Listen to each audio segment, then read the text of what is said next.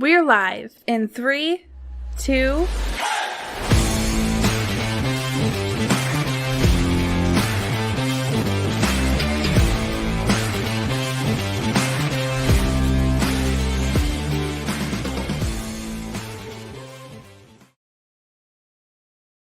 And we're live, baby, and welcome in to LeatherBrainz, your host here, Slapdog. It is Monday evening. For those of you watching live, of course, you know that, but for those that don't, it's Tuesday. Welcome to the podcast. I am your host, Slapdog. I'm joined here today by Alan Casanova Castro and Scotty Del Rey. Gentlemen, how are we doing? How was week 4? How was your NFL weekends? It was full of football and delicious. I loved it. I loved every second of it. The highs and the lows still bring me just as much joy because I think back to just a few weeks ago when we didn't have football at all. That's a good point. That's a really good point. Each week I tell myself my mood is not going to be dictated by how my fantasy football teams perform. And at the end of each weekend, I've lied to myself one way or the other. Like, I get blown out. It doesn't matter. There's more important things in life. And then I'm winning in most of my leagues. It's like, oh yeah, fuck yeah, genius. I knew it. Everybody honestly, gather around. Children, come look at dad. I get it though. Like, and it sucks because it shouldn't matter. Like, we're watching grown men play a sport and we're playing a game off of a game that they play, but it does matter. And that's why we're here. That's why we're doing this podcast, is to help those people win those games. So on Sunday, they don't have to be mad and send their kids to their room without dinner because they lost in fantasy football. So that's what we're here for. So today, of course, Week 4 wrap-up. So we obviously the Monday night game has not happened yet, so we will not be touching that. We will do that on Wednesday's episode. But we have so much to unfold here. We got studs and duds, injury update, our MVP of the week. We have some noon game cleanup as well as the afternoon windows. We're going to be answering your questions live at the end of the episode. So go over on YouTube if you are watching us live. Go YouTube. Go submit your questions there, and you will get featured at the end of the show, so that's pretty cool. And then we'll just give our quick waiver wire adds and drops targets to look for because that's how you win these games. So, without further ado, let's get down to the MVP of this week. Gentlemen, I don't even think this is a question.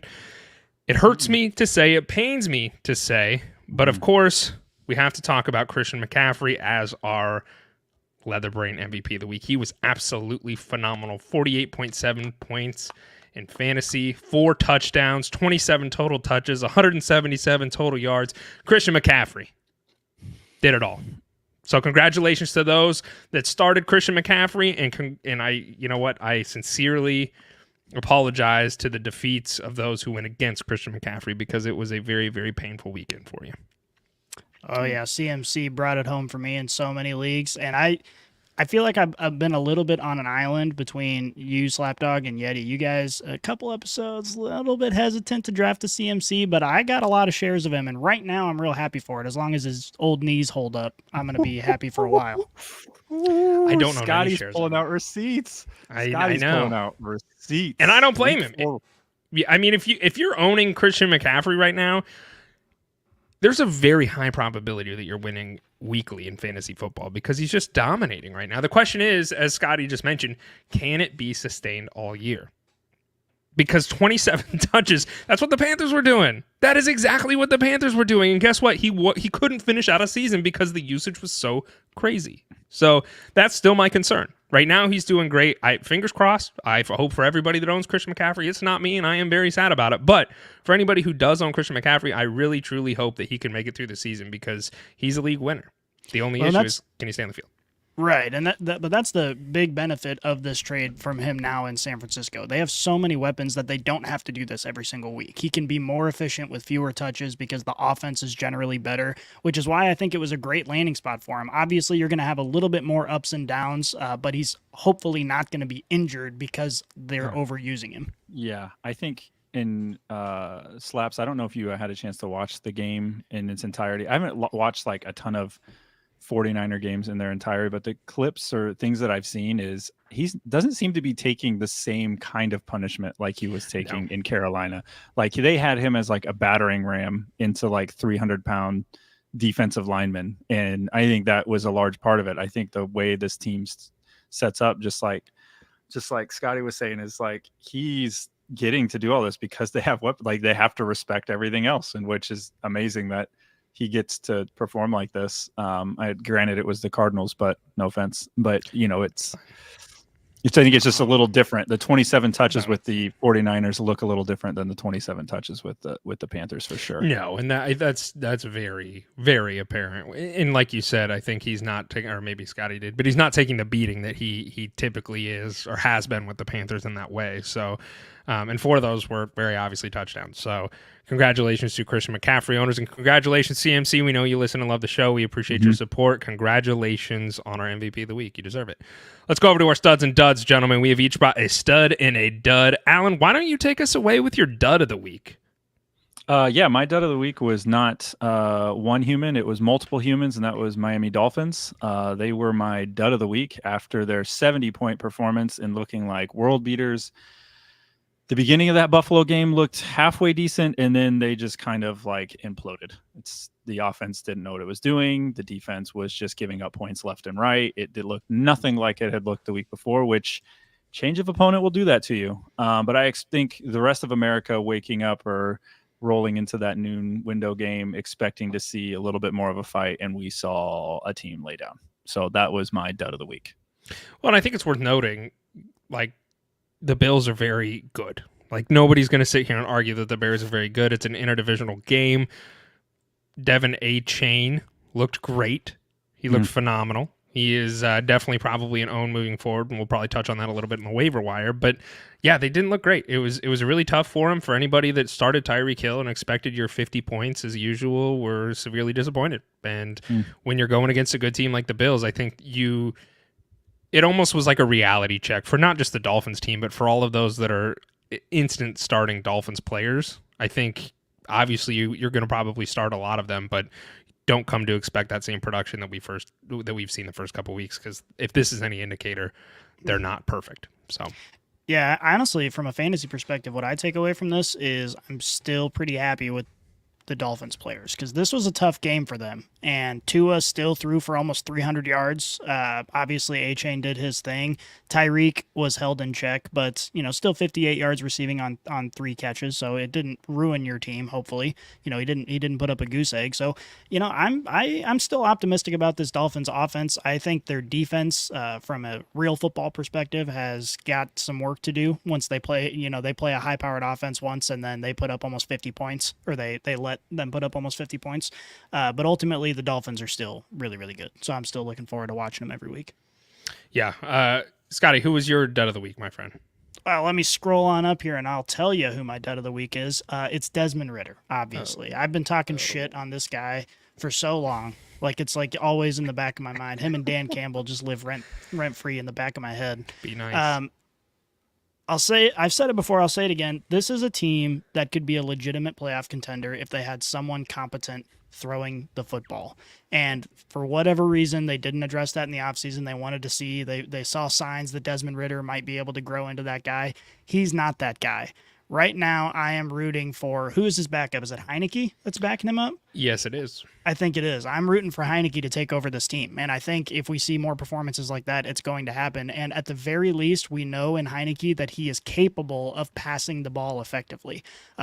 He's not great, but I think anyone is better than Desmond Ridder right now. He's kind of sitting in that Zach Wilson category for this franchise, where it's, not getting as much attention. But dude, look at all the weapons we have. Look at how good our offensive line is. Our defense took a big step forward this year, and we've got Desmond Ridder driving the bus, and that's just not going to win you games. So they need to make a change. I hope they do that as early as next week. Definitely not a good look. He went 19 for 31 for 191 and 1 touchdown with 2 interceptions. Not a great look for Ridder. And we'll talk more about that Falcons game here in just a little bit, but I tend to agree with you. Unfortunately, he did not get the job done, and I think he certainly earned the dud of the week for you there. My dud of the week is Amari Cooper this week. He didn't look good. The Browns did not look good. Very obviously, I think the narrative here is Deshaun Watson was not on the field, and that certainly impacted Amari Cooper's fantasy football performance. He went 1 for 6 for 16 yards. Congratulations to anybody that unfortunately started Amari Cooper, because he got you 2 points in PPR formats. So, it's not a good look, right? I think very clearly you have to temper your expectations with wide receivers when they're missing their quarterback. And so I don't think there's much more analysis that needs to go on here.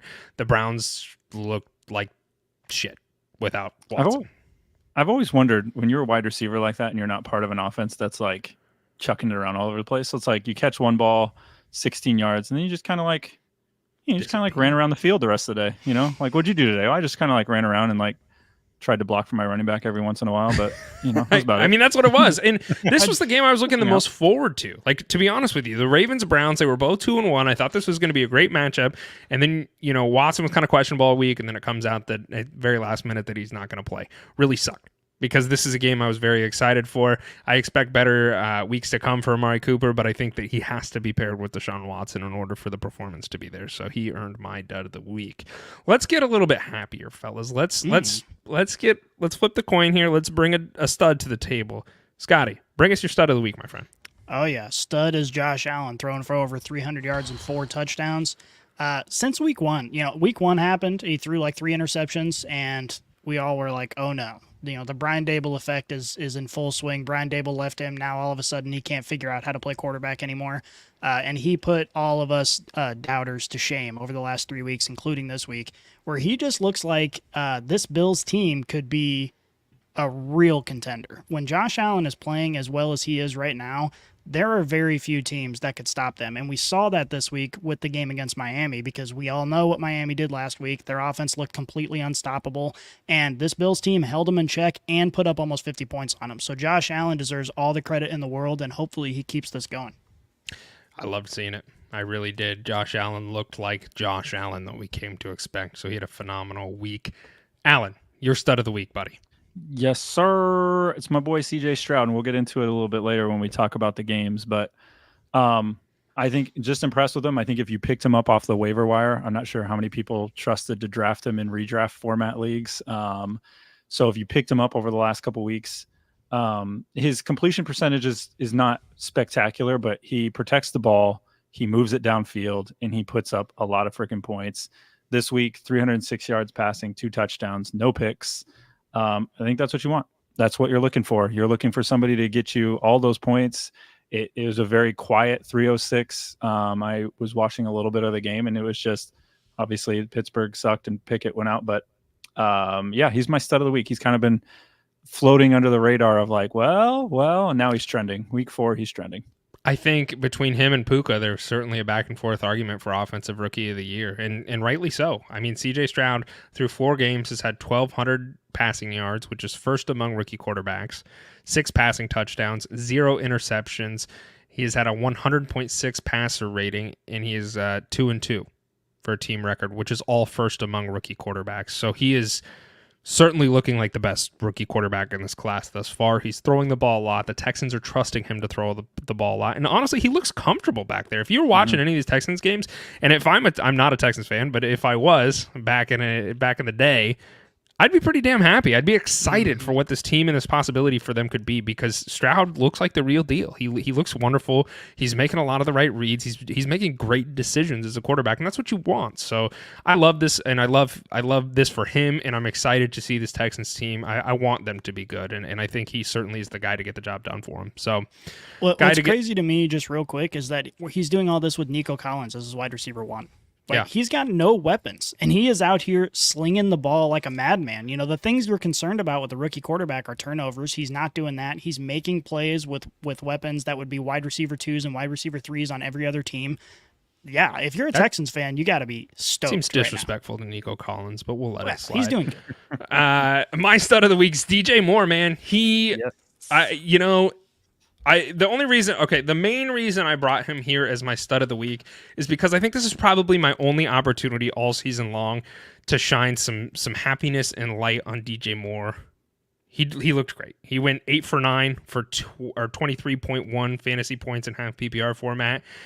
131 yards and a touchdown. I mean, he looked incredible. Justin Fields looked incredible. We will talk about that game here. There's a lot to talk about, but we will wait just a moment to talk about that game. But DJ Moore, like I said, I don't think I'm going to be able to give him the honor of stud of the week too often, so I wanted to do it now because he looked great, and he certainly, for those that took a risk and started him, it certainly behooved them this week. So I gave him my stud of the week.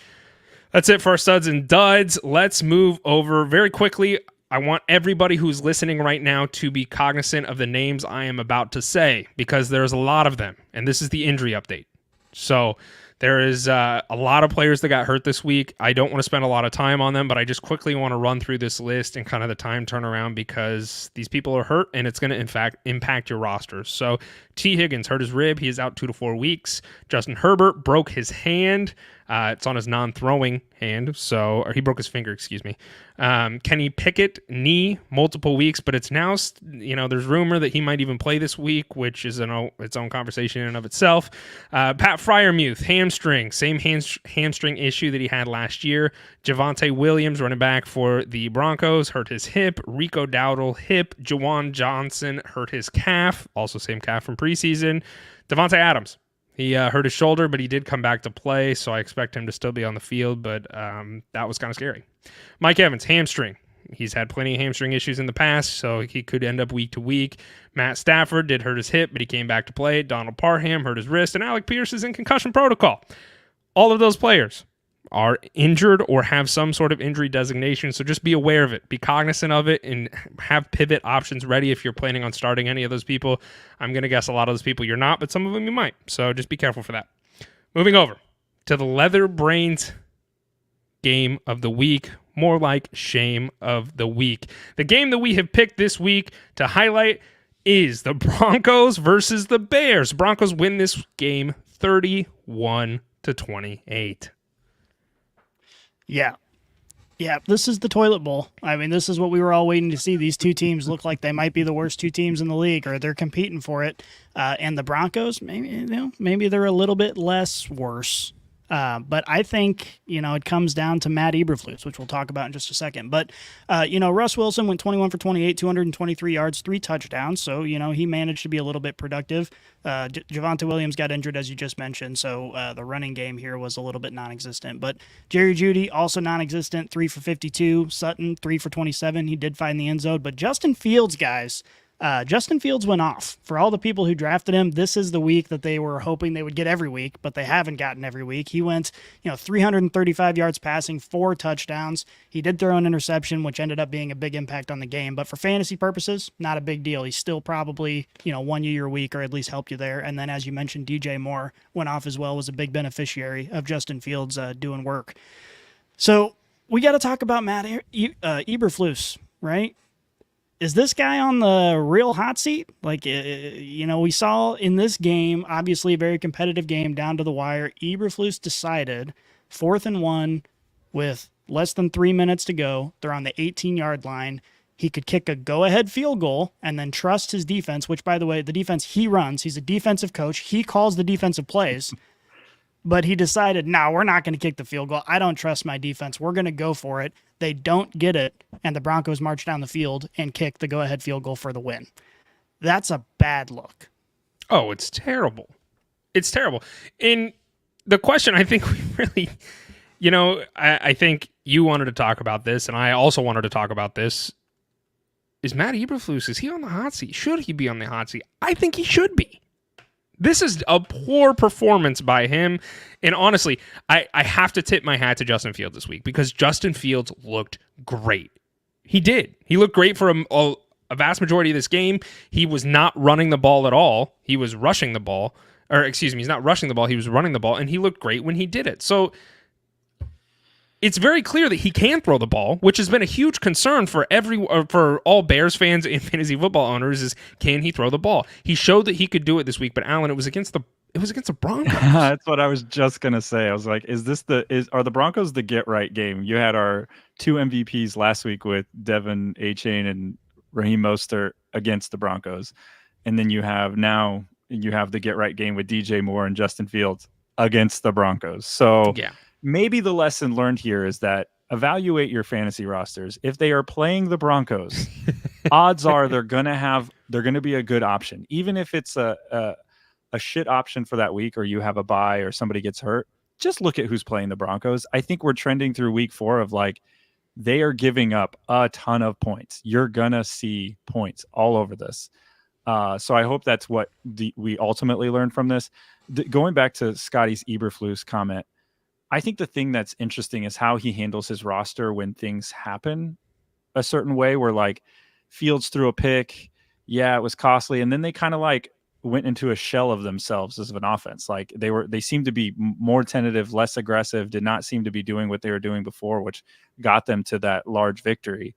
And, you're scoring 28 points. Like, you got to think that puts you in most every game. But, like you said, this is a toilet bowl. Neither team really wanted to win this game. I think they kind of wanted to hold on to the number one picks. And I think that's, if you're looking ahead from a dynasty format, you're looking at, all right, where are these guys potentially going to go? Well, the Bears hold now the first two picks of next year's draft. So now you're rooting for that to change, so that way you can draft somebody different.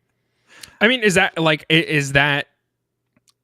are we still in the camp that Fields is done? Like, is that still, are we writing that narrative still? Just watching him this last week, is there no hope for him moving forward? Or is it Eberflus? Is it that offense? Because he's shown that very clearly he can throw the ball physically. He's able to throw the ball. So is it the play calling? Is it the coaching? Is it a mix of both? Or really is it Justin Fields just isn't good and they don't want to throw the ball? Like, what camp are we landing in here? I think you're at the point now where you got to burn the whole thing down and start from scratch, because we're going to have the rest of the season to see Justin Fields. I don't think they're going to bench Justin Fields anytime soon. No. He's too athletic. Obviously, the season's already they're struggling. So Justin Fields has an opportunity for the rest of the season to prove himself, but I will guarantee you he's not benefiting from the coaching that he's getting. He's obviously, when he's dropping back, he's taking way too much time to process his decisions, and that's a coaching issue. You should be able to coach that out of a competent player, and we just haven't seen that yet. And I hate to say it because I drafted Justin Fields in several leagues. I was excited for him this year. I was excited for DJ Moore, but I think we saw this production because they're playing the Broncos. Mm-hmm. And the Broncos defense they've seen one of the biggest regressions of any team in the league from last year to this year. They just look really, really bad. And I think it's all mental for them. They're just freaking out. But I really do think that's the reason why we saw this production, and I am not optimistic about the near future for the Bears at all. And if you're a Bears fan, I was really excited for the Bears going into the season. As somebody who's not a Bears fan, I was excited for them, and I was like, this could be a really good year for him. Like if Justin Fields takes the next steps, he's got DJ Moore, things are looking great. They're not. I want to blame the coaching because I think it's poor coaching, but I think there are legitimate, real concerns, which I fully understand with Justin Fields and his ability. So I think there's equal blame to throw probably for both parties on this one. But let's move over to the noon window games. That is our shame of the week because it was an absolute shame that the Bears had to lose that one to the Broncos. So let's move over to the Thursday night game and the noon window games. Yeah. First one I wanted to bring up from this window was really more of a shout out. He was flirting with my stud. He's just kind of been, I could probably just put him in every week at this point. And our boy Puka Nacua, as we have famously adopted, as Puka Nuka. Baby. I think it's just more because we're lazy and we're dumb. Yeah, so he's Puka Nuka because we are dumb and we can't read. So that's probably where this comes from. I wanted to just talk about this because, we talk about, first off, the Rams with it kind of gave up a lead, came back, got the W over the Colts this week. But Puka Nacua has been a mainstay of this offense so far. Puka Nuka. Sorry, I'm saying it the right way. I need to say it the wrong way. But right now he's outpacing two of the highest receiving yards seasons in NFL history with Kupp and Calvin Johnson. So right now through 4 weeks in terms of receiving yards, he's on pace to have one of the greatest seasons. I know we tweeted it this week. We were talking about Kyron Williams. What a just a fantastic waiver wire pickup off of one team. Like, to me, you picked up two, you look at these two guys beginning of the season, not on anybody's radar at all. And I think this is part of the fun of fantasy football. If you look at how the season develops, like, which one do we think is going to be the better value long-term for this? Like, who's going to win the waiver wire darling off of their own team? Is it Puka or is it Kyron Williams? I think that's kind of where we're at right now. Which one, like, where do we feel moving forward? Like, do we trade one of these guys? You just hold them? Or are they going to win us the league? What if Kupp comes back? There's a lot to unpack. I think you got to hold him, man. I mean, I really do. And especially, I think for me, I own shares of both of these guys. I think for me, the waiver wire darling will end up being Kyron Williams. I do. And the only reason is because at some point in time, Cooper Kupp is going to come back. I don't know when that is. Nobody knows when that is. I think a lot of people are hoping it's sooner rather than later, the Rams included. But Kyren Williams is the running back for this team. There is no other running back that is worth starting for fantasy football. Now, I completely agree. Puka is incredible. He's doing wonderful. But I do expect when Cooper Kupp gets on the field, I expect his usage to still be great, and I'm still probably going to start him. But I think he's probably going to come back to earth a little bit. I'm not saying even drastically. He could still have great 20-point games on a weekly basis and be wonderful, but I do expect him to come back to earth a little bit, and I think Kyren Williams is a mainstay for this offense, and you don't get a lot of running backs, as we have talked about numerous times. You don't get a lot of running backs that are constantly on the field and are both have that PPR value as well as here, run the ball between the tackles and get me 5 yards, and he's doing both of those. So I love both of them. And like you mentioned, that's the fun part about fantasy. That's the fun part about this. I think a lot of people, we forgot that Matthew Stafford's still a pretty damn good quarterback, and he's coming back. So I think a lot of people had the Rams written off because of their poor season last year, but they're looking frisky. They're fun. Yeah, this is the Matthew Stafford effect. I mean, people forget that this guy just won a Super Bowl not too long ago. He is a very, very good player, and obviously they fell off the bandwagon last year with all the injuries, but with Matthew Stafford on the field, the defense has to respect everybody. They got to respect the rookie wide receiver. They got to respect the undersized running back. Like they can't take any time off in any position, and that's Matthew Stafford that's doing that. One interesting question I have is, how do you know, there are countless Cooper Kupp owners out there. How do you think they feel about this situation? Do they feel like now Cooper Kupp is going to have less, like way less value than before because Puka Nacua has carved out such a significant role for himself? You can't imagine Puka Nacua just falls off the face of the earth when Kupp comes back. But Kupp was valuable because he was getting targeted more so than any other receiver in football, and that's why he was so valuable. Are you concerned about that if you owned Kupp or you spent a high draft pick on Kupp? I think for me, it comes down to who's Kupp still, is he 100%? When he comes back, what percentage is he coming back at? And this is a man's game. And I know Kupp is tough, but all it takes is one weird hit again or him to strain a certain way, and he's back on the shelf. So I think for Kupp fans without Puka Nacua is how long am I expected to get any returns? Is he going to be in game speed? Like, is he ready for game speed? How long is this ramp going to be? Now we're talking week 6, week 7. Now where are my returns? Now I've sat on a running back that I drafted where I'm not getting what I thought I would. And I think for Puka, I think I agree with Slaps. Obviously, if he's not getting thrown to as much, it's going to diminish what his return is going to be. But I think he's the healthier option at the point. So I think that's ultimately what it comes down to me is like, it's the health. It's what am I realistically going to get out of Kupp when and if he comes back. So the other fantasy relevant conversation around the Rams is obviously if you pick these guys up off the waiver wire, you are feeling as high as a kite at the moment. But with the impending return of Kupp, as well as Kyren Williams being utilized as much as he is, and given his size, we've seen undersized backs struggle to stay healthy in the past. Is there a point where you're saying, okay, these guys are really, really great for me right now. Should I maybe offload them for a ridiculous fantasy trade before doom happens? Or are you comfortable just keeping them running in the starting lineup until they prove you wrong? I mean, the question being, especially like Puka, if you sell Puka high right now, I don't blame you. Because you do have that conversation that we just had. Like, that is a legitimate concern for most people. So I understand that. And I think that argument is valid. For Kyren Williams, what's the alternative right now? And that's the question that I think a lot of people really need to have. Like, look yourself in the mirror in the morning and say, who do I want to go target as a running back? Because right now the running backs are disgusting. Kyren Williams is RB3 on the season, with Raheem Mostert currently at RB2, and that's not going to last very long because, as we know, Devin A-Chain is about to come in and really take that role over. You look at all the running backs right now.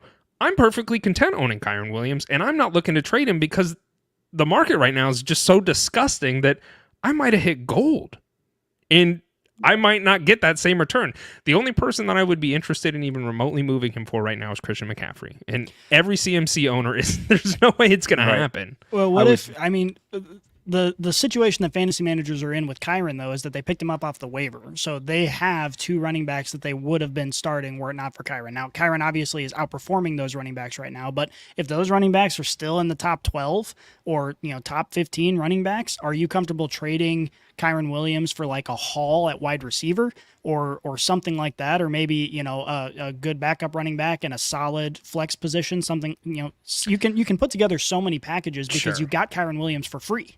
And this whole question is based upon what is your team looking like. If you want to trade Kyron Williams for a James Cook plus another wide receiver 2 that has wide receiver 1 upside, I don't hate that. I don't know if you're going to get that haul for him because I think some people would be very scared. And with how the scarcity of the running back market right now, I don't think a lot of people are going to be willing to purchase him because they're going to have to trade multiple assets to get rid of him because Kyron Williams is so high. He's a hold for me. I don't want to let go of that, and I currently just do not see this trend failing. Like he's on the field, he's getting usage, and he's going to continue to get that usage. And unless you're desperate and you need to really rebuild and remold a lot of your team, consider yourself lucky that you picked him up off waivers for free, and you now have a top 10 running back. Agreed. I think he's a solid performer. Another solid performer we touched about, and he was my stud of the week. The Texans hype train. Golly. Do we just go full force? Like when you're drafting and we're looking at this Texans team before the season, obviously there's not many pieces here you were willing to draft unless you took CJ Stroud in a dynasty format, which you have to be ecstatic at how this is turning out. We talked about it earlier.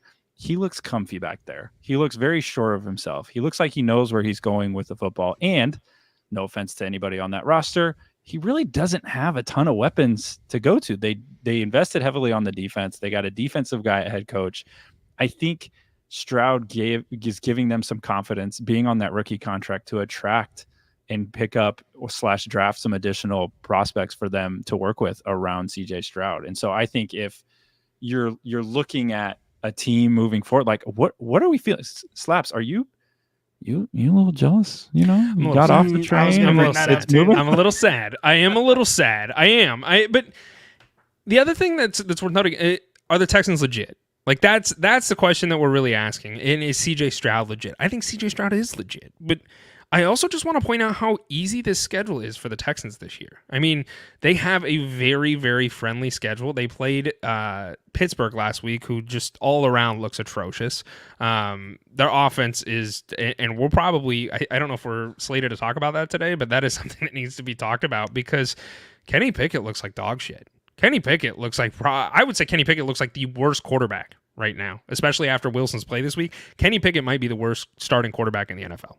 And it shows. So in that defense, aside from TJ Watt, has not looked incredible either. So they played Pittsburgh last week. They play the Falcons, New Orleans, which should be pretty tough. But then they got the Panthers, like the Cardinals, the Broncos. Like you look at their schedule and it's like they have a lot of favorable matchups, which I think is a great move for CJ Stroud to be able to learn without going against some of the hardest defenses in the league. So I just want to point that out as even more of a reason to get really excited about this guy, because when he's not going against upper echelon elite defenses every single week, he has more of an opportunity to take risks, to do things that typically your quarterbacks, you don't want them to do because you're going to turn the ball over and it's going to lose you a game. Nobody expected anything out of greatness from him as far as like for fantasy football. Like he was the last quarterback drafted between the three. Like in a lot of fantasy leagues, it went either Richardson or Young, and then the other one, and then CJ Stroud. And so for those that got CJ Stroud, you're really happy about it. And I'm excited for him. I think he has looked incredible, and I'm excited to continue to see what he is going to do. But I think he certainly makes Nico Collins and Tank Dell both very viable wide receivers for fantasy football. I got a hard question for you, Slapdog. And I want you to close your eyes and imagine you're in a therapy room. I want you to really answer this honestly from the bottom of your heart. You were once a Texans fan. I was. You switched over to the Arizona Cardinals. Everybody knows you switch teams more than Demi Lovato. Well, there's only 2 teams, so I've done both those. Continue. 3 in the Lions. Anyway, if I'm there was not a true Lions fan. If there was a person who showed up and, say they came from another planet and they said, wow, this football thing looks really interesting, I want to get in on this. Yeah. Which team should I choose? Would you recommend, given the state of the entire organization, the Cardinals or the Texans. If you had to choose between the two, which one are Texans. you more optimistic? Texans. I don't even. I'm opening my eyes. It's the fucking Texans, dude. The Cardinals are. We're in. I feel like every week you guys just like poking the button of how shit the Cardinals are, and then you try and sell me like, well, they're getting better. No, they're not. They're fucking terrible. We don't have to poke anything. Yeah, you just see it every week. The Cardinals are dog shit. The Texans are on the ups. Give the Texans another 3 years, and I think that if they make the right moves, they could potentially be a contender. Like I truly believe that. CJ Stroud is looking way too good. He's looking way too good. Yeah, the last note I have on the Texans hype is if you look at the division they're in right now, you know, there's really only one other team that has a solid quarterback, and they're not even world beaters at the moment. And I think there's a lot of opportunity here. And so if I'm looking around as a Texans fan, or if I'm the GM of the Texans, I'm like, okay, hang on, we have a chance here. If he's going to produce like this and not turn the ball over, we need to maybe start investing in some pieces to really capitalize on his rookie contract and get some pass catchers in here. Mm-hmm. And I'm just going to say this is just for fun. T. Higgins is going to be a free agent this upcoming year. No, he's going to the Chiefs. I've already decided it. That also. No, his broken ribs going to the Chiefs. He'll go to the Texans. All right, gentlemen, we're talking about T. Higgins. Let's talk about the Bengals, because the Bengals are not looking good, man. They just lost to the Titans 27-3. The Titans beat the shit out of them. And it was, I mean, it was so bad Derrick Henry was throwing touchdowns. Like, it was not a good look for the Bengals at all. Through 4 weeks, Jamar Chase is wide receiver 21. That's a problem. That is a big problem. And it's one that, like, there's just no optimistic end in sight at the moment. Like, there really isn't. And I want to talk about this. Like, for fantasy football, we're benching Joe Burrow or even dropping him at this point. Like, that, for me, if I own any shares of Joe Burrow, at the very least, he's going to the bench. He's one of Andy's toys that I'm sitting on the shelf and maybe one day I'll play with again, but not right now, because he is quarterback 31 on the season. There are other quarterbacks out there that are doing much better than Joe Burrow. Let me name a few. Baker Mayfield, Russell Wilson, and Jordan Love. And that's all disgusting, aside from Love. Love's actually pretty good. But Baker Mayfield's 23% owned. Russell Wilson is 53% owned. And Jordan Love is 75% owned. All of them, I would probably start over Joe Burrow at this point. What are you guys' thoughts? I can't disagree. I mean, at this point in time, the quarterback fatigue that we've experienced through the first 4 weeks as fantasy managers is just infuriating, right? Between Justin Fields and Joe Burrow. Joe Burrow, and granted, is injury, whatever it is. I mean, maybe he got paid, so he wants to just take a back seat and live the rest of his life in comfort. But same. Whatever the reason is, Joe Burrow is ruining so many fantasy teams right now because everybody has T. Higgins, everybody has Jamar Chase, everybody has Joe Burrow. These guys were so sought after because of how explosive this offense has been, and it's just been pitiful, like just pathetic. So you can't bench Jamar Chase, you can't you can swap out T. Higgins week to week depending, but Joe Burrow, I think, has got to go on your fantasy team right now. You cannot trust him. You know, he's going to throw for 140 yards and maybe a couple interceptions, and he's not going to get in the end zone. It's just very, very difficult to see the upside at this point. He's in a position for me where he's got to prove that he's back before I'm going to trust him in the fantasy lineup. Yeah, I have a couple thoughts. One, as soon as you bench him, he's going to go off. That's the golden rule. As soon as you bench the guy that you thought was going to produce for you, he's going to go off. So just everybody know that as soon as you bench him, whoever you are listening to this, even us, if we do it, he's going to go off. So just know that. You've been warned. The second thing is, I know around the social medias, it's very big for Bengals fans or for anybody to point out right away that is an apologist is he's hurt. And on one hand, I can certainly empathize with that because if he's not 100%, it's hard for him to produce. The flip side of that is if you're out there playing, you're good enough to play.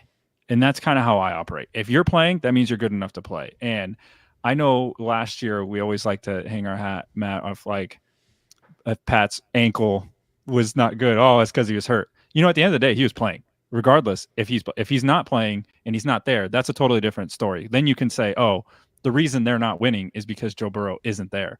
The fact of the matter is he's there. And if he's healthy enough to play, then this falls on him just as much as it is the head coaching. But if he's not good enough to play, he should be sat, which I know, Scotty, you have your own thoughts around.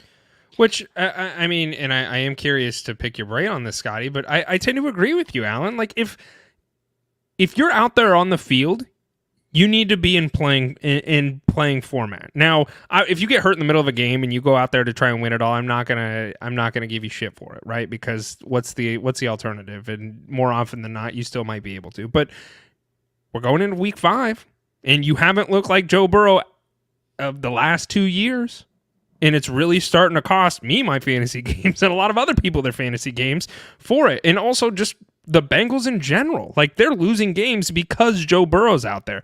Is it Zach Taylor? Is it partially his fault for not just saying, you know what, we're just going to fucking pull you. Jake Browning's going to be our quarterback for the next couple weeks. You need to get healthy. Mm-hmm.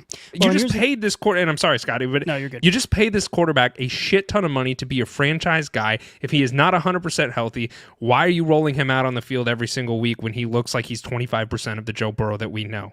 Why risk it? He's your long-term guy. You know what I mean? Well, and here's the reason is because Joe, obviously they started with him. They believed that the injury wasn't going to impact his play, and it has, or something has, and I would guess the injury is top of the list. But the backup quarterback, I can't even remember his name, but he's never played a down in the NFL. They don't trust him to come in and do what needs to be done. And once you start out losing a couple games, now the pressure's really on, and they're like, okay, well, we don't want to bench Joe Burrow now and sacrifice the next 3 weeks and go in. But the point that I want to make is, it's now time, looking back, week 4 is done. It's now time to bench him, because having him in there, there's no upside, right? He's obviously not capable of performing like he should be able to perform. And the only reason you wanted him to play over your backup is to give you a chance at winning. The offense is looking sedated either way. And right now, what we're really experiencing right now is Joe Burrow has lost his mobility. We don't consider him a rushing quarterback, but his ability to keep plays alive, keep his eyes downfield is what has made him great throughout college and in the NFL. And teams don't have to worry about that right now. He doesn't have any opportunity to extend plays. He doesn't look like he can. So they're just risking a more serious injury. We just saw Aaron Rodgers rupture his Achilles because of the same injury, right? When your calf is weak, your Achilles is susceptible to injury, and that is going to cause way more harm for the Bengals organization than Joe Burrow missing a few games and trying to get right. And to me, there's just no upside to him playing right now. They need to bench him, because you look at their schedule. The next week they have the Cardinals, and the week after that they have the Seahawks. After that they have the 49ers and the Bills back to back. If they can get Joe Burrow at least a little bit healthier before those 2 games, it's worth it to sit him for the next 2 weeks. Well, that begs the question for fantasy football. He's playing the Cardinals. Take your shots if you'd like, but he is playing the Cardinals. They're not great. So do you play Joe Burrow this week against the Cardinals, or do you see if Brock Purdy's available? He's only 74% rostered. He's playing the Cowboys this week. Which 2 are you starting between the 2? Here's the thing about Joe Burrow. From a fantasy perspective, we've talked about this countless times. The quarterback position doesn't give you that much of an advantage, right? This is why we've said don't draft a quarterback early, because you can make that up with quarterbacks with rushing upside later on in the draft, and they won't get you as many points, but it's going to be relatively minor in terms of the difference compared to other positions. And that still applies now. You can bench Joe Burrow and throw in Jordan Love or throw in Baker Mayfield, and the difference is going to be, even if Joe Burrow's playing his best game, he's going to get you 23, 25 points, and Baker Mayfield might get you 18, 19. So that's not that much of a difference. So why take the risk on your fantasy team at the quarterback position? If you're in a 10-team league or a 12-team league, there are so many viable options that you can pick up right now, and you don't have to worry about it. Why are you taking the risk of this guy who might get you 9 points versus 15, 17, 18? Sure. And we'll talk. There's a couple quarterbacks I want to talk about in the waiver wire section, so we'll leave it for there. We're going to move on to some fun conversation, boys. The Toy Story game. The game. I don't know if you guys got to see the Toy Story game. It was pretty interesting. It was pretty cool. As a child that is a huge fan of Toy Story, getting to watch football with that whole scene and dynamic was pretty fun. It was a change of pace. It was different, and I enjoyed it. But I think really the conversation I want to have with this Toy Story game is not about the Toy Stories themselves, but about the toy that needs to be put on the shelf that is Kyle Pitts. If you have Kyle Pitts, I'm going to tell you this right now. Drop him.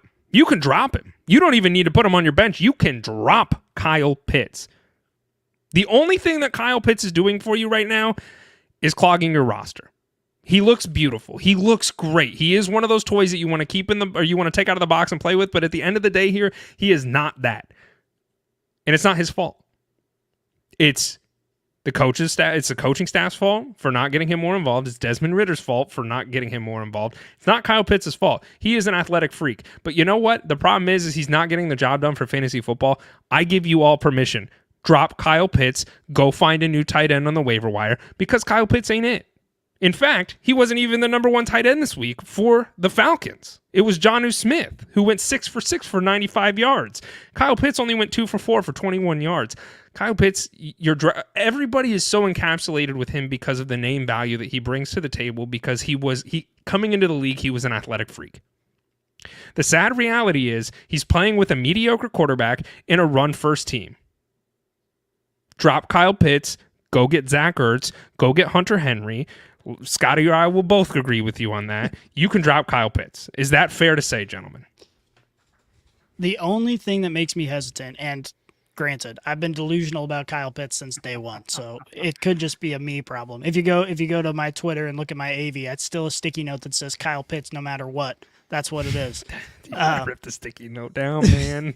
It's not working. But here's the thing. If they decide to make a switch and Taylor Heineke comes in, I think this offense could potentially look a lot different. Really, when you're looking at tight ends, I mean, if you have Kyle Pitts, you're looking at streaming tight ends right now, which means you're going to look at matchups and see, okay, which defenses give up the most points to tight ends, which teams have young quarterbacks who are more likely to check it down than throw it deep, that sort of thing. Kyle Pitts could very well be in that conversation with a different quarterback. As it stands right now, you're right. I mean, there's no excuse to have him in there because despite his capability and despite what he could do on the field, he's not getting the targets. And the reason for that is, it's twofold, really. Number one is Bijan Robinson. He is a generational talent. This is what we talked about in the offseason. They're going to give him the ball as often as possible, and they want to run the ball first. But second is Desmond Ridder, and he is just not comfortable making the reads in this offense. He's not comfortable spreading the ball to his weapons, and it's hit or miss as to whether or not Drake London or Kyle Pitts is going to get the very few passes that happen in the red zone. So it's just not worth it given the current makeup of this offense. I would probably hold him, and I am holding him. He's on the bench in a couple leagues, just in case Heineke comes in and this offensive passing attack gets a little bit better. But even then, I'm not going to blame you if you want to drop him for another guy. Okay. I'm dropping him. I'm done with him. I don't own any shares of him, but I don't need to. I'm done with it because it's a painful, bleak existence for Kyle Pitts owners, and I feel for you, and I'm really sorry. And that's it. That's all I got on Kyle Pitts. Yeah. So let's talk about your Cardinals, bro.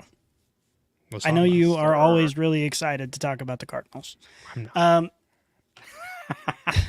Regardless of your doom and gloom mindset, the Cardinals still look way better than I thought that they would look. They really do. They look feisty. Dobbs is coming out here when they're playing good defenses. Dobbs is killing it. He's got a 120 passer rating versus Dallas and a 102.2 passer rating versus San Francisco. He shows up in those big moments. The defense is making plays. This game against San Francisco, you look at the score and you think, okay, well, they got smashed. Into the fourth quarter, this was a one-score game. I mean, they really gave him a run for their money. So my question to you, Slapdog, is it time to look at Gannon and say, for what you have, you're doing pretty good? It's sickening for me to say. It sucks. I don't want him to be good because I don't like him because I think he's the biggest fucking goob on the planet Earth. And every single week we come in here, and I don't want to talk about the Cardinals, and every single week you guys are like, hey, guys, the Cardinals aren't that bad. They're doing okay. And it's like, yeah, we beat Dallas. That's great. That was cool. I was so glad because there is not a team in the NFL that I hate more than Dallas. And I was so happy to beat them. 49ers, it's a divisional game.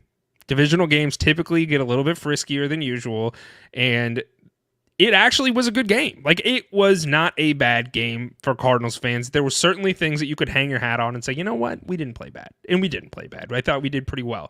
Didn't expect to win that game. I don't think any of the Cardinals fans and or the entire NFL did not expect anybody, but we didn't with Dallas either. I know, Alan, you're over there looking like, oh, yeah, I get it. I know. The question that I have, and I can't figure this out as a fan, where do we go from here? What do we do with this team moving forward? There's a lot of narrative going around. You trade Kyler Murray. He goes to the Falcons. That's cool. He's a run-first quarterback. He gets on a run-first team. He can sling the ball really well. That would be great. And then we just rebuild. But we just signed Kyler Murray to a big deal. So is that even a feasible thing? Kyler Murray, when does he come back? He's activated off the PUP this week.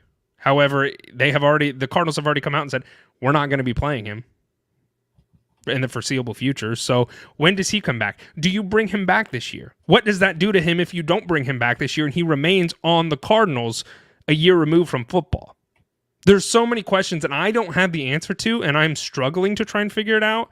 I think Joshua Dobbs doesn't look bad. I think he's certainly a usable quarterback for the Cardinals right now, but I don't know where to go from here as a team, and it really sucks. We have no identity. We don't have any players we can hang our hat on. Hollywood Brown's contract is up after this year. Do we re-sign him? He's great. We have nothing, and I don't know what to do.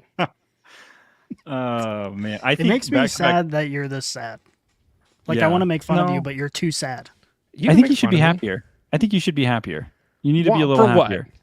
For what? Because look at these teams that are willing to shit the bed to get one guy. And you look at the Texans. Look at the Texans. They were willing to shit the bed. Now, there's optimism. That's very true. That's very true. I think most teams have a lot of holes, and I think what Scotty's alluding to is Cardinals just don't have as many as we once thought. I think there's opportunity to slide somebody in there that can be efficient. Maybe there's a guy named Kyler Murray. I don't know. Maybe he's a guy that can help. I don't know. He's but I think home playing Call of Duty. Well, there's a new one that comes out soon. And that's probably why they're not going to bring him back from the PUP list. That's why. That's more props for Gannon. I was happy. I was excited to see that we were in this game, but it also is just frustrating because no matter what, if the Cardinals win a game, if the Cardinals lose a game, I'm a frustrated, angry fan, and I don't know where to go from here. I really don't, because there's nothing good is going to come out of this season. There's nothing for me to get excited about. And I don't even know what the future looks like, and that really sucks too. I want us to do bad, so I can be more excited about the future because we have higher draft capital. That's the one thing I want. So I want us to fail this year. I want us to be shitty. And then we come out and we're people are well, they're not the worst team in the NFL. It's I actually want to be the worst team in the NFL because then that gets me excited about the future for having higher draft capital. So it sucks. It really sucks. But you know who doesn't suck, guys? Zach Wilson last night. Zach Wilson last night did not suck, and that sucks for me to say because I have been the biggest hater of Zach Wilson. I don't know. I mean, I've said some really mean, terrible things about him. You remember when we used to just call him the MILF Hunter, and we were all so happy for him? Yeah, because he was just before he started playing. Yeah, he was slaying poon and having fun, and it was great. And I was like, "This is awesome! You're just having sex with your mom's friends. Cool for you, man. That's great."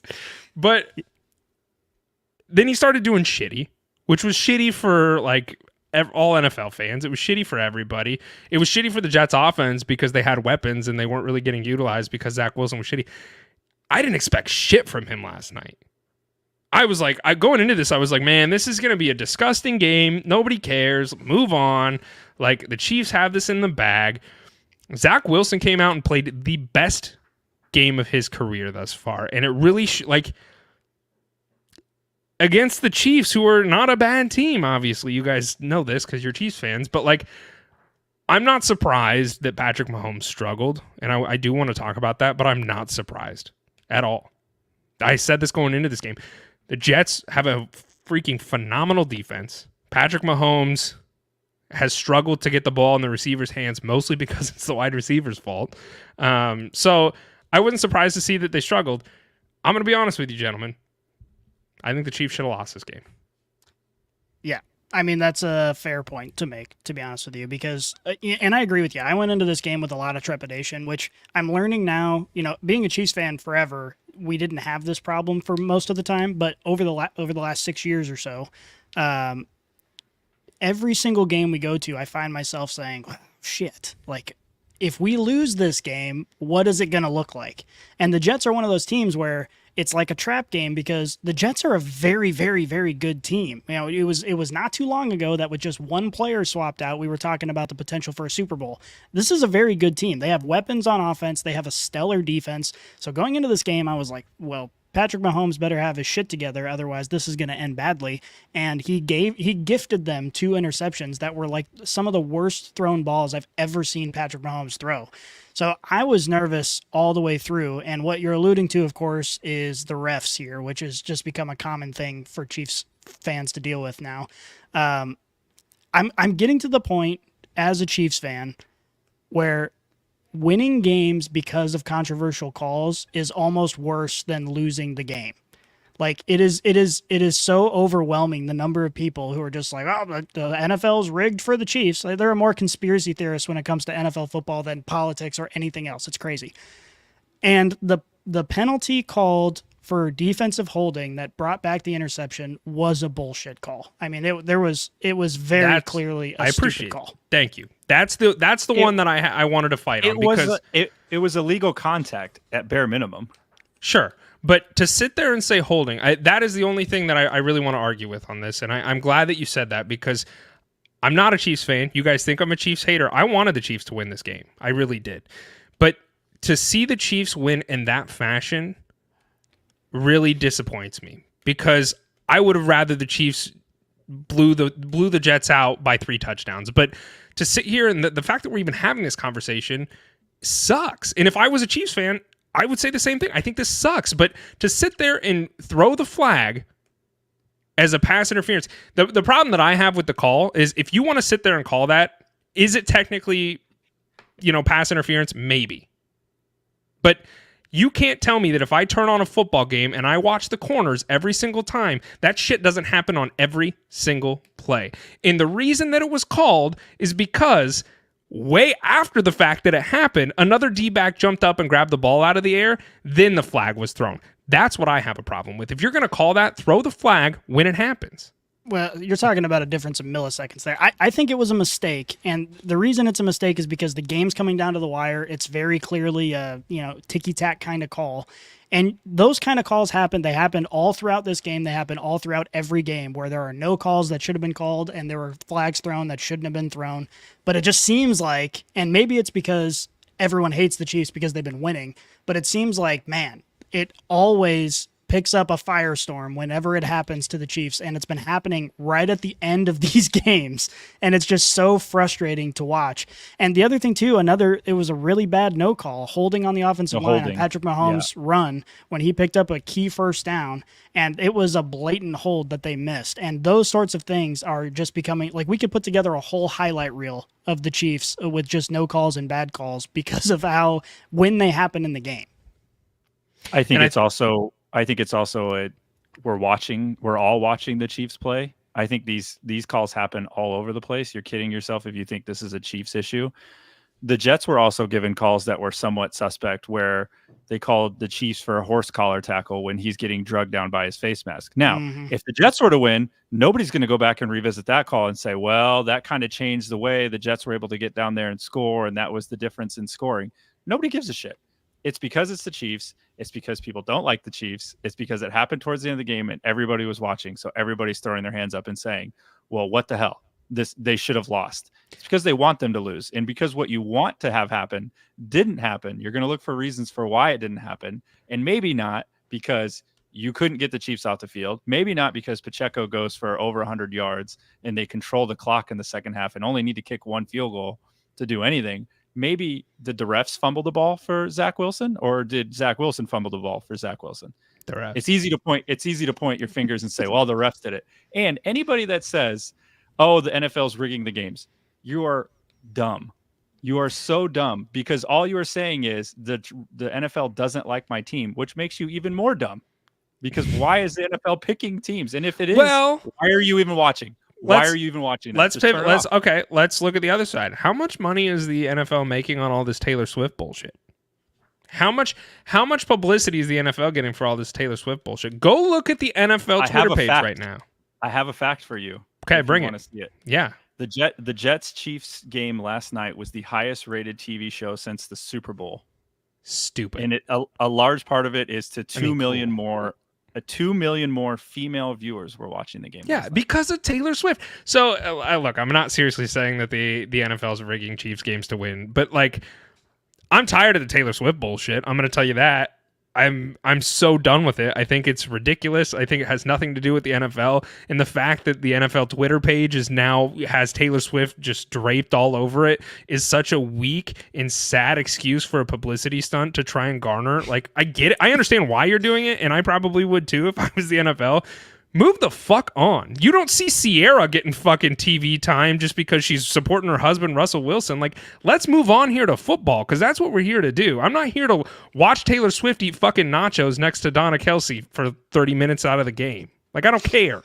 I don't. I thought it was very funny that they kept talking, oh, Donna Kelsey, she's living this great life. She sat next to Taylor Swift, and then Jake from State Farm, as if like they're on even close to the same level of fame.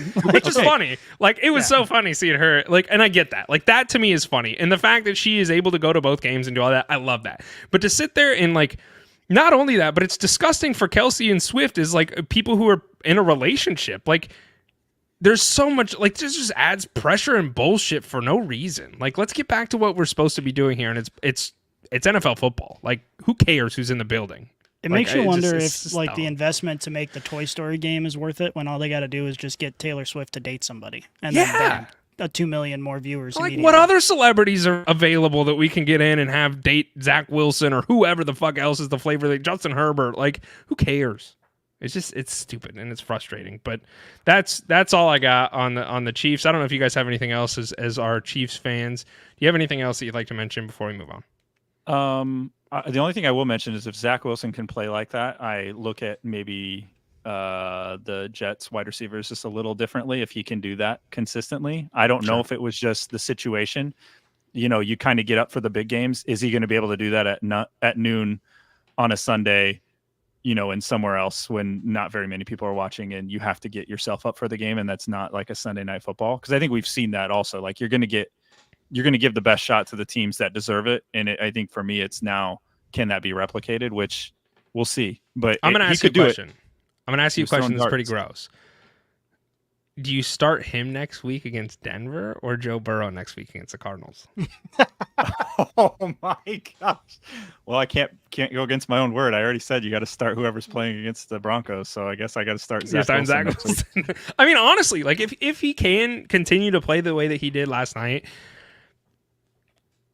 good for the Jets. I've seen Zach Wilson suffer and put people through suffering for the last 2 years that for me, it's just like, I don't think he's got it. And then he finally showed me like, maybe he does. And I'm not going to, I can't trust him in a starting lineup. If there was a week to do it, it's this upcoming week against the Broncos. So I will say that. And the last thing on this is the thing about Zach Wilson that makes him so disgusting is how well equipped this offense is.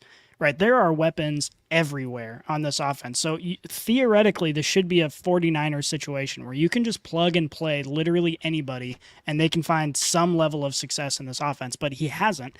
But that also kind of makes you a little bit more optimistic. Like, well, if the conditions are right and, you know, the stars align, Zach Wilson could be a serviceable quarterback and could get these weapons some touches. And we saw that against the Chiefs. So the question just becomes, is he able to compound this? You know, this offense is actually a relatively simple one when it comes to other offenses in the league. He's really, you know, the announcers did a great job going through this. His job is to go through, look at target A. If it's not there, look at target B. If not, run. That's all this offense is. It's a very quick, fast-paced offense where you don't have to make a lot of decisions. And if he is capable of doing just that, these wide receivers could be a lot more useful for fantasy, but we're going to have to see it first. Bill Belichick. Let's move over to this Dallas game. I don't have a lot I want to talk about, but I briefly want to just mention this. The Dallas Cowboys handed Sir Billiam Belichick his biggest loss of the Billy era. His biggest loss, the Cowboys defense was pissed from the Arizona game. Maybe they came in and said, fuck you, Bill Belichick. I think more than anything else, it's Mac Jones is terrible. But I bring all this up because I want to ask you this question. Bill Belichick is known as one of the best coaches in the NFL, this and that. He's had so many Super Bowl successful runs, but all that was under Tom Brady. Is Bill Belichick on the hot seat to either retire or get fired from the Patriots?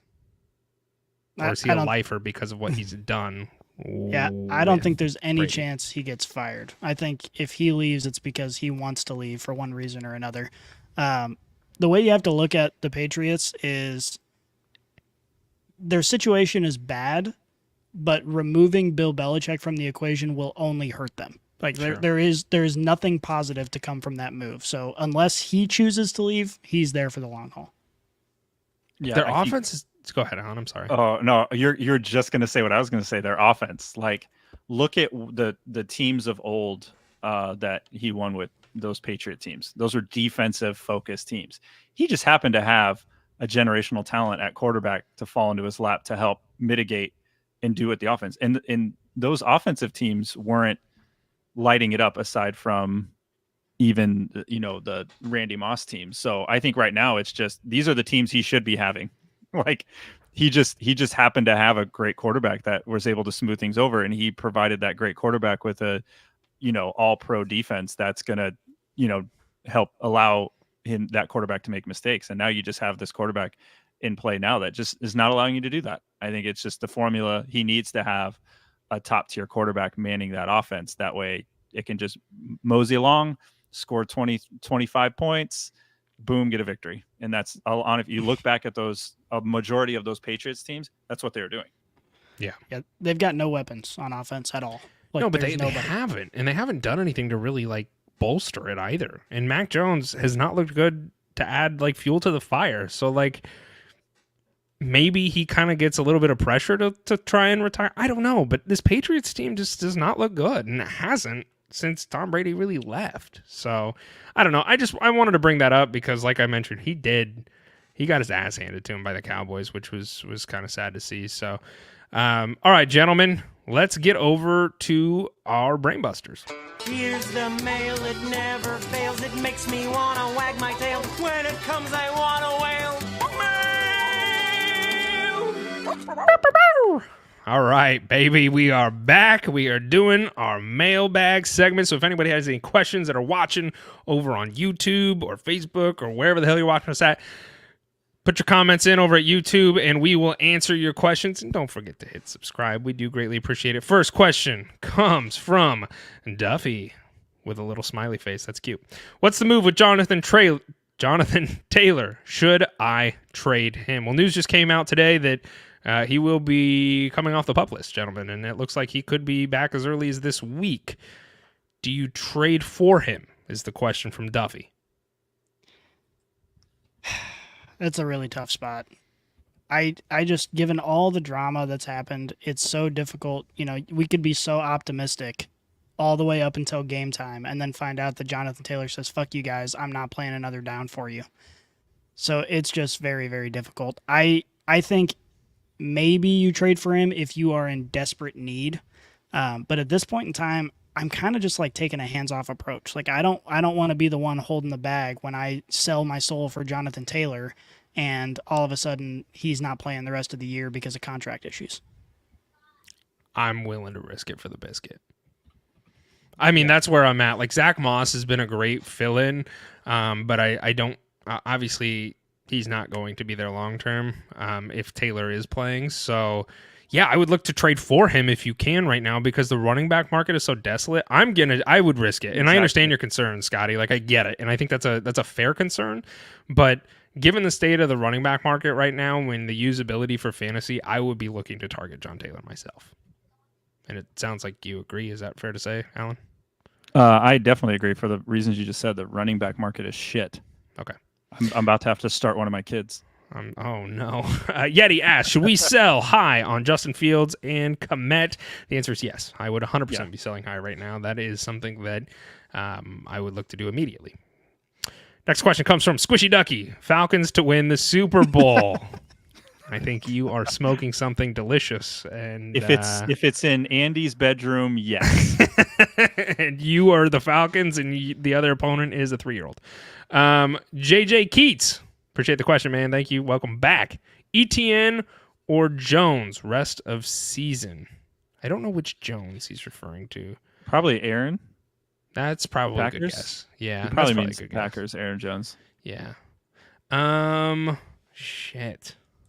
I want to say ETN, man, but I would go ETN. Yeah. I think ETN's definitely got the upside. It's just this Jags offense has looked so rough to start the season. But ETN, I mean, he's seen the usage. He's got PPR value, and he doesn't have A.J. Dillon stealing his touches at the goal line.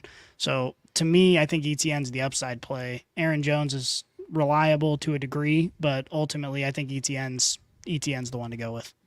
Yeah, I think I'd also go ETN on that one, my friend. Next question comes from Ray Gamer. Would you trade away Hawkinson, Moss, Christian Watson, and Damian Pierce for Devontae Adams and Swift? His RBs would be Barkley, Montgomery, and Swift, with the wide receivers being Olave, Metcalf, and Adams. Standard scoring. We got a bone to pick there. Ugh, gross. Who plays in standard What are we leagues? doing? That's crazy. Ugh. Maybe it's just a really old, like, Who's his long time in the kicker? league. Haven't started. What kicker is he going to start? Yeah, I would do Trade that. away. Zach Moss is about to potentially get JT back. Christian Watson is trash. Maybe not, depending upon Wilson. Yeah, I would do that trade, actually. Swift and Adams look great. What? Who's doing this trade? Someone who hasn't played fantasy football. I would do that. You're getting Adams and Swift, and you only have to give up don't care. Well, Hawkinson's a maybe care, but beyond that, yeah, like Give me one of the best wide receivers in the league who can still put up anything in the probably one. Doesn't of the it best make you running backs. wish that like you were in some of these leagues sometimes? Yeah, what is this league? I want to get in. How much is it? I don't know, but I would be in that as well. Yeah, I would do that in a heartbeat. Ray, do it. Ray asks another question here. I have 4 different trades for Waddle. Jesus. Moss, Christian Watson, Christian Kirk for Waddle. Moss, Pierce. Buddy, I'm going to tell you this. Just go over to our Twitter page and DM us, and we will answer your question there, because this is just a lot to read. But I wouldn't really trade Waddle for any of that. I read it really quick. I wouldn't trade Waddle for any of that. Okay. Well, there's your answer. Thank you, Alan. I appreciate that. I can't read that fast. I'm real slow. Welcome. Okay, waiver wires, and then we're gonna get the hell out of here, gentlemen. There's a couple people. This is waiver wire adds and drops, so I want to quickly just pick your guys' brain on Kareem Hunt as a potential drop. So, is this really Jerome Ford's backfield? There's some questions here. Obviously, Kareem Hunt just signed with the team 2 weeks ago, so he didn't play last week. This was his first week back with the team. He went 5 for 12 on a 22% snap count, while Jerome Ford went 9 for 26 on the ground. He saw 5 out of 6 targets. He saw 6 targets, caught 5 for 19 yards, and Ford had a 62% snap count. Are we good to drop Kareem Hunt? Probably. Okay. I mean, he's kind of relegated to the same situation he was in before he left the team initially, where if there's an injury, I mean, an up week for him is going to be 10 carries. I mean, you're talking about relatively minimal upside for Kareem Hunt. And I do think it's Ford's backfield to lose. I mean, Kareem Hunt left the team. They put their trust in Ford as the backup. He's been playing relatively well. So I think it's Ford's backfield to lose unless something changes. And honestly, even if it does, you're looking at a timeshare. It's never going to be Kareem Hunt's backfield barring injury. So I think unless you are like really hurting at running back and you're just looking for any straws to pull, I think you can drop Kareem Hunt. Okay. Michael Wilson, wide receiver for the Cardinals. What up, baby? He's 6% owned. He's probably going to be a hot waiver wire target this week. I've been really excited about this guy in dynasty formats. He is a really big body wide receiver. He is a rookie this year to kind of help replace DeAndre Hopkins. He went 7 for 7 for 76 and 2 touchdowns. That's a lot of sevens. And he was on a 70% snap count. So, jeez. I mean, he's on the field. The question that you're going to struggle with is, can the Cardinals get it done? Now, obviously, Hollywood Brown is the wide receiver 1 for them, but Wilson has I think he's earning himself more and more of a role in this team, and rightly so, because we are so depleted at wide receiver. His targets the last 4 weeks have been 4, 3, 2, and 7. So I don't want to say go spend a shit ton of fab on him. I would be willing to take the dart throw as maybe like a set and let's see what happens kind of guy. So that's how I view him. Right. The waivers are starting to get desolate because it's that time of year. So I bring this up as maybe you spend $5-10 on him to just kind of set him there and see what happens. I don't know if you guys agree with that. I think it's appropriate. The Cardinals spent a 3rd round pick on him, and that's typically that's still value rounds. Like, you're still getting impact guys there. It's not like if you draft somebody, you want them to be an impact. But I think even that high, you're looking for there's some upside there that you're playing with. And I think week 4 is about appropriate for somebody like Michael Wilson, and I think you do. I think it's appropriate. I think you wait and see what this turns into, because I do like his size, and I think this is about an appropriate time for him to start showing some returns. 6'2", 213 is his size. In Dynasty, I'm definitely not opposed to it. With an 8-inch penis. Nice. I really do think that, even if you're looking at starting players right now, Hollywood Brown is still like a, oh God, do I have to kind of player. And I don't see Michael Wilson taking over a role for Hollywood anytime soon. So probably for the rest of this year, I'm not going to be real high on him. As far as just adding him onto your bench in dynasty leagues and seeing how he develops, I'm on board with that. Everybody's hurting at certain times. We got bye weeks coming up, so stash him if you need him. Next up here, Jaleel McLaughlin. I know everybody's sitting here saying, who in the hell is Jaleel McLaughlin? He is a rookie running back for the Broncos. Javonte Williams got injured and is going to miss some time. McLaughlin is 2% owned. He is going to be a waiver wire target this week, but I'm here to tell you, boys, I'm not buying it. So if you want to spend like a couple dollars, don't spend high money on him, because I don't think this is his backfield. He had a great week, and I think that's why a lot of people are excited about him. But he had a great week for fantasy. He didn't really have a wonderful week for NFL. I mean, he went 7 for 72. That's great. That's great. But the Bears are also shit, so let's point that out. And then he went 3 for 3 and saw a touchdown through the air. So he played 33% of the snap counts. Without Javonte Williams here, I do expect this to be more of a Samaje Perine-esque backfield. That's what they got Perine for. And in fact, Perine actually outtouched McLaughlin, or saw the field more than McLaughlin, rather. 33% for McLaughlin and 46% for Perine. So don't spend all your fab on this guy is what I came to tell you. That's really it. Next up is CJ Stroud. We've talked about him all episode. You need to go get this guy if you are struggling at quarterbacks. If you own Joe Burrow, you need to go check to see if CJ Stroud is there. He's only 55% owned, gentlemen, and he's quarterback 10 on the year. Wild. And he is looking like a really safe quarterback to own at this point. So, and as I mentioned earlier in the show, he has a really favorable schedule. So I think CJ Stroud could be one of those guys where you feel comfortable starting if you don't have a top 5 quarterback. I think he certainly can be in that conversation. So Stroud's only 55% owned. Go check him out. Devin A-Chain. It's A-Chain. We say A-Chain because it's cooler. He's 90% owned, but I just say this, go get him, go look. It doesn't hurt. I know a lot of us are in a lot of fantasy leagues. Just go check and see if he's available in any of those leagues, because he is going to be the running back for the Dolphins. Raheem Mostert currently is, but it's looking very quickly like A-Chain's about to come in and take that role over. He's pretty much owned in most leagues, but go look. Doesn't hurt to try, and I just want to say that as a friendly, go check it out. Next up, quarterback Joshua Dobbs. He's another guy that I really wanted to just bring up. He is the fill-in quarterback for the Cardinals. He's actually doing pretty well, gentlemen. He's not doing bad. The last 3 weeks, he's put up 25, 17, and 23 points in fantasy leagues. So if we're not counting week 1 because he did really, really poorly, but I mean, he did really bad. Like, he put up. If you remove the data, that doesn't support the argument. It's a great argument. It was his first game as a starter. It was his first game as a starter. If we don't include week 1, Dobbs is quarterback 6 on the year. If we don't include a fourth of the games he's played, he's been pretty good. Well, that was the first game. Now, if we're talking like week 3 and he does that, then I think we're fine. But with this being his first career NFL start, I'll give him a little leeway for him to come in and then do what he's doing right now. All of this to say, I'm not saying start him, but if you're in a desperate quarterback situation, I don't think he's a bad grab. And he's one that not a lot of people are going to talk about. So I just want to bring that up because he's actually looking somewhat usable. Last one here that I just want to bring up. If you do not have Zach Ertz, go pick him up. Go pick him up. I've been saying this every single week. He is only 36% rostered. Yes, he's not in the top 10 tight end. I think he's tight end 11 on the season. I just want to share with everybody his target share. That is paramount for a tight end. In week 1, 10 targets. Week 2, 8 targets. Week 3, 2 targets. That was when Scotty and I made our bet. And he knew it. And so he didn't really want to get targeted. But then this week he saw 10 targets. This dude is getting hyper targeted. I didn't have enough time to do the math to look at his target share through 4 weeks, but it is incredible for a tight end. If your tight end is getting 10, even 8 targets a game, you are excited about that. Go pick up Zach Ertz. Go pick him up. If he would have had a touchdown in any of these things, he would have easily been a top 10 tight end, and he would be much more rostered right now. He is a value play. Go get him, please. That's all. Hey, Scotty, what other Cardinals can we mention here to pick up? Yeah, I don't quick know. before we end the show? Show. Rondell Moore. If you haven't picked up Rondell Moore, go pick up Rondell Moore. He's coming off injury. That's actually a serious one. But we can talk about how we discussed that James Conner's matchup proof, and then he decides to go put up 5 points this week. What do you think about that, Alan?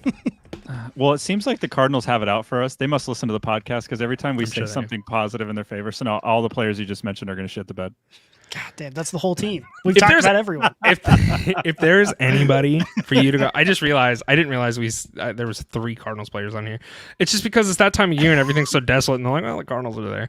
But seriously, Zach Ertz would be the one I would be targeting out of any of these guys. Zach Ertz would be the guy I would be targeting. If you own Kyle Pitts right now, drop his ass to the fucking floor and go pick up Zach Ertz, because at the very least, Ertz is getting targets. And the other thing to consider is with their schedule coming up, they played the 2 most difficult defenses right there in a row, and so it's only going to get better from here as far as their offensive productivity. So I think Zach Ertz is definitely in the streaming conversation when those matchups come up, for sure. Thank you. I appreciate that.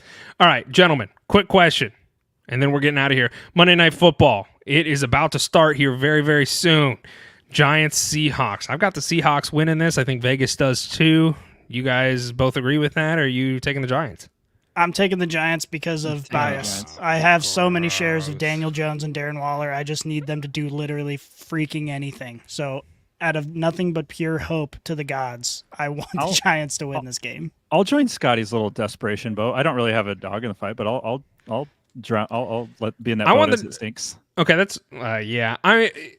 I want to watch it sink from the shore where I'm safe and dry, but I do want the Giants to keep it interesting, because anybody who owns DK Metcalf is hoping for a couple extra points on the top. And that's where I'm at. So I was going to say, is that you? That's me. That's 100% me. That's me. All right, boys. I appreciate you guys doing this. We'll do it again next week. Let's get the hell out of here. Wait, we're doing it on Wednesday. Well, yeah, but Yeti and I are. You guys aren't going to be here. Okay. It's just a plug. Listen to the show on Wednesday. Oh, thank you. Yes. I'll be here Wednesday. Join me and Yeti as we traverse the upcoming week 5. I love you guys. Go follow us on all the things. Subscribe. I love you guys. Subscribe. I love you guys. We are out.